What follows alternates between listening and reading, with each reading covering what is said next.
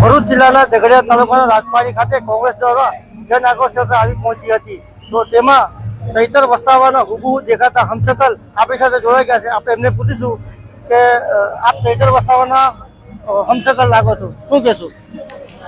હું ચૈતર વસાવાના હમશકલ નથી, હું પણ એક વિચારધારાની પાર્ટી સાથે સંકળાયેલો છું। 2012 થી કોંગ્રેસ પાર્ટી સાથે કામ કરી રહ્યો છે અને હમણાં જે આદિવાસી સમાજના જે પ્રશ્નોને લઈને અમે વલસાડથી ધરમપુરથી જ્યારે જન આક્રોશ યાત્રા ચાલુ કરી છે, એ અમે આ યાત્રામાં અમને સારો પ્રતિસાદ મળ્યો છે। તમે જે હમણાં વાત કરી કે તમે ચૈતર વસાવા જેવા લાગો છો, ચૈતર વસાવા જેવી અમારી શકલ મળે છે, પણ અમારી બંનેની વિચારધારા અલગ છે।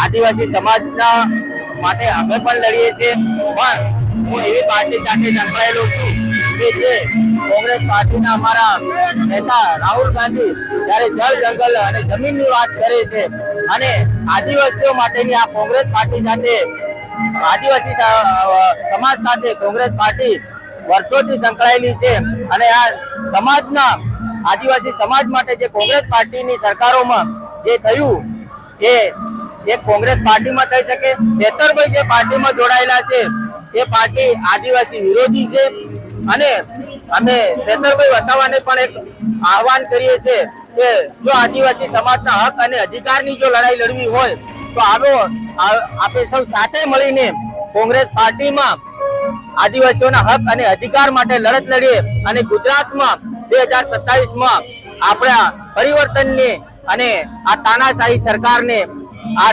દેશ અને આ ગુજરાતમાંથી ભગાવીએ। ચૈતર વસાવા આદિવાસીઓ માટે લડે છે, તમે બી આદિવાસી માટે લડો? હું પણ આદિવાસીના હક અધિકાર માટે અમે વર્ષોથી લડી રહ્યા છે। 10 વર્ષથી હું સરપંચ છું, જિલ્લા પંચાયતના સભ્ય તરીકે પણ ચૂંટણી લડી ચૂક્યા છે।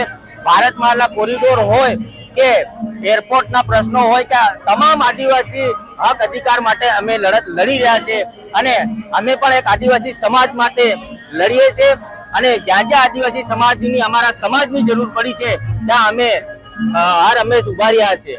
ખાસ કરીને વાત કરીએ કે જન આક્રોશ યાત્રા ડેડિયાપાડામાં સમાપન થયું છે, જે ચૈતર વસાવાનું ઘર કહેવામાં આવે છે, આપ શું કહેશો?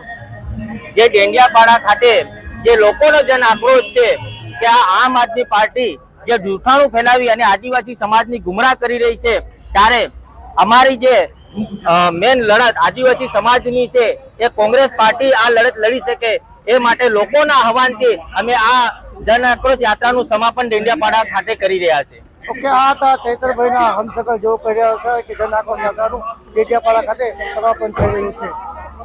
તમારી આસપાસ બનતી ઘટનાઓથી માહિતગાર રહેવા અત્યારે જ અમારી YouTube ચેનલ ઝઘડિયા ન્યૂઝને લાઇક કરી, સબસ્ક્રાઇબ કરી, બેલ આઇકોન દબાવો। ધન્યવાદ।